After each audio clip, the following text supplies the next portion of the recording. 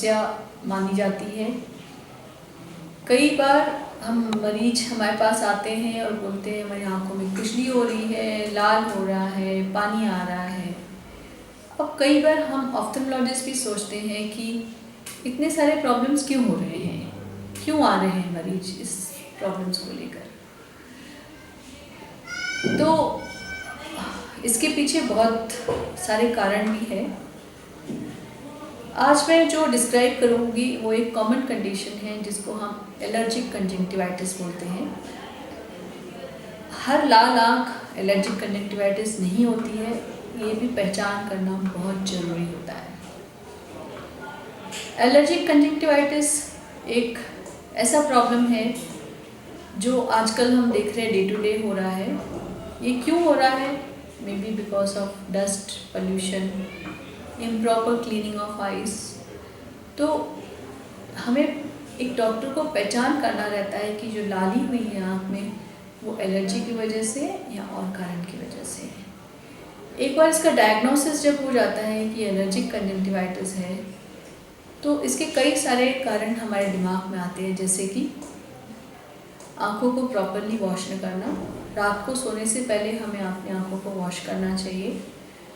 आँखों की पलकों में डैंड्रफ होना। जो हम कॉस्मेटिक्स लगाते हैं, स्पेशली लड़कियों में जो कॉस्मेटिक्स लगते हैं जैसे आई काजल या मस्करा एंड ऑल, वो कई बार देखा जाता है कि उनका इम्प्रॉपर यूज़ होता है। आइडियली जो भी काजल या कुछ यूज़ होता है वो अच्छे ब्रांड्स का होना चाहिए। उसको जब भी हम इस्तेमाल करते हैं तो उसको ढक्कन लगा के रखना चाहिए यूज़ करने के बाद, और आइडियली एवरी 2 to 3 मंथ्स हमें उसको चेंज करना चाहिए, क्योंकि ये भी एक कारण हो सकता है जिसकी वजह से इन्फेक्शन और एलर्जी होने के चांसेस होते हैं। बाकी दूसरे कारण हैं एलर्जी होने के contact lenses, improper use of contact lenses. Swimming pool में जो लोग जाते हैं उनको भी जो स्विमिंग वाटर जो पानी उसमें रहता है उसमें काफ़ी क्लोरीन की मात्रा ज़्यादा रहती है, तो उसकी वजह से भी होता है। और कई बार हमें जब ड्राइनेस होता है तो उसकी वजह से भी डस्ट पोल्यूशन की वजह से एलर्जी हो सकती है। और बाकी भी कई सारे कारण हैं जिसकी वजह से एलर्जी, जहाँ पे धूल मिट्टी डस्ट हो, और धुआं वाले प्रोफेशन में जो लोग काम करते हैं या केमिकल प्रोफेशन में जो काम करते हैं उनको भी उनके फ्यूम से एलर्जी होने का चांसेस होते हैं।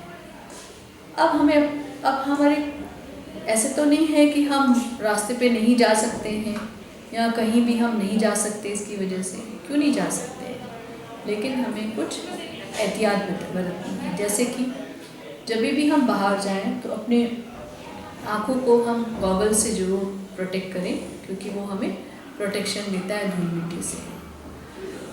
कौन सा गॉगल? कोई भी आप गॉगल ले सकते हैं जो यूवी फिल्टर्ड हो और अच्छी तरह से आई को कवर करता हो।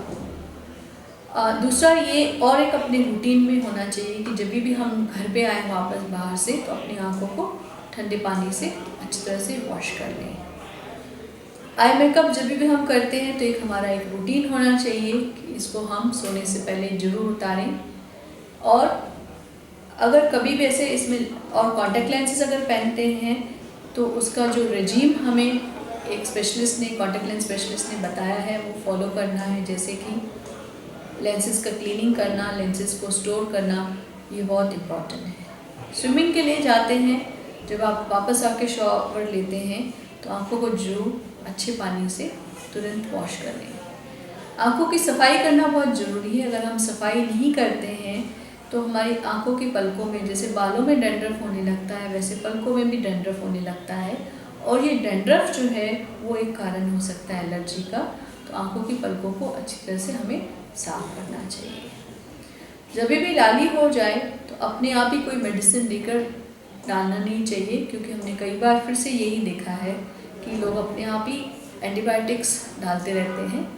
एंटीबायोटिक्स अपने आप लेकर जब डाला जाता है तो उससे भी एलर्जी हो सकती है और क्रॉस रेजिस्टेंस भी हो सकता है। एंटीबायोटिक रेजिस्टेंस बहुत जल्दी होने लगता है। तो ऐसे केसेस को आपको हमेशा ही जब भी आँख में लाली आए, पानी आए, तो आपको जाके एक ऑफ्थेल्मोलॉजिस्ट को ज़रूर दिखाना चाहिए। और प्रॉपर मेडिकेशन लेना चाहिए। बाकी जो आपको एहतियात हमने बरतने के लिए बोला है, उससे काफ़ी हद तक विदाउट एनी मेडिकेशन हम अपनी आँखों को और नुकसान होने से बचा सकते हैं।